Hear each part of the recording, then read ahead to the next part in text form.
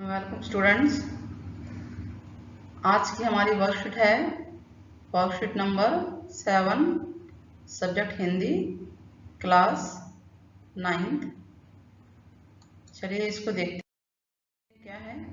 इसमें गद्यांश दिया हुआ है, यानी इसको हमें पढ़ना है, पैसेज जिसे बोलते हैं, यहाँ से लेकर पूरा पढ़ना है और फिर इन क्वेश्चंस के जवाब देने हैं।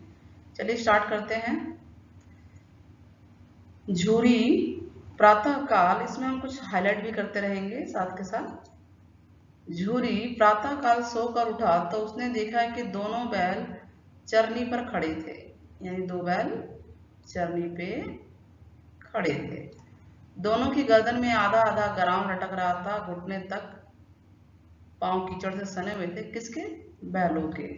और दोनों की आंखें, दोनों यानी कि उन दोनों बैलों की आंखों में, झूरी के दो बैल थे, झूरी एक व्यक्ति है, दोनों की आंखों में यानी झूरी के जो दोनों बैल उनकी आंखों में विद्रोह में स्नेह झलक रहा था। विद्रोह मतलब विद्रोह की भावना थी और प्यार भी था, यानी वो विद्रोह करते हुए कहीं ना कहीं से आए हुए थे।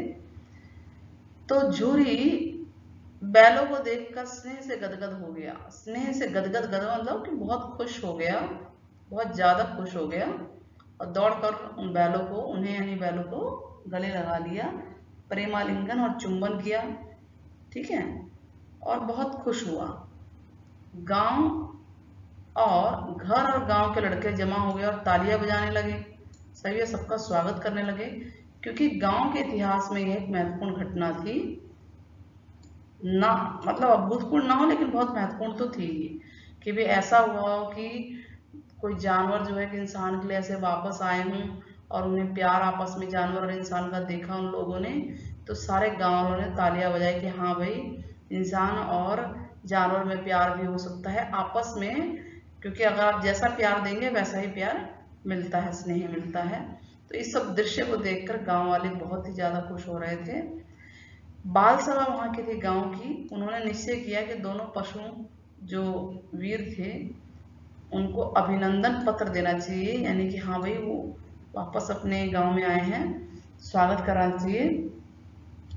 कोई अपने घर से रोटी लेकर आया, कोई गुड़ लेकर आया, तो ये अभिनंदन पत्र था, मतलब उनके स्वागत में रोटियां लाई गई, बैलों को खिलाई गई, गुड़ खिलाया जाता है, चोकर खिलाया जाता है, जो उनका उनको अच्छा लगता है।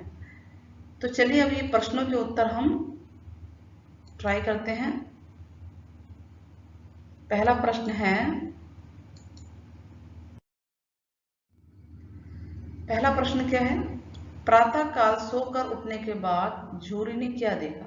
तो हमने यहाँ से पढ़ा था कि भाई जब वो उठा था तो उसने दोनों बैलों को चरनी पर वहां पे अपने घर के पास खड़े हुए देखा। तो इसका आंसर क्या होगा? प्रश्न 1 का आंसर है, झूरी प्रातः काल उठा तो उसने देखा कि दोनों बैल चरनी पर खड़े थे। प्रश्न 2, बैलों की वीरता का अभिनंदन पत्र देने का निश्चय किसने किया था? तो हमने यहाँ पढ़ा था ना, बाल सभा ने किया था। तो चलिए इसका उत्तर हम लिखते हैं। तो इसका आंसर होगा बाल सभा ने बैलों की वीरता का अभिनंदन पत्र देकर उनको स्वागत किया था। प्रश्न 3, किसकी आंखों में विद्रोह में स्नेह झलक रहा था? कौन थे वो? बैल थे, हमने पढ़ा था ये। तो नेक्स्ट हम, यही हमारा आंसर होगा, बैलों की आंखों में विद्रोह में स्नेह झलक रहा था, ये इसका आंसर है।